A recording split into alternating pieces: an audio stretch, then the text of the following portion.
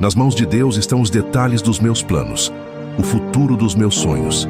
Sem pressa tudo acontece, na hora certa, do jeito que tem ser, com as provações necessárias para a minha experiência.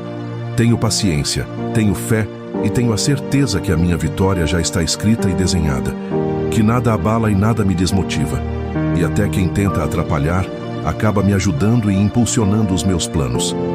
Eu escolhi sonhar os sonhos de Deus, confiar nele.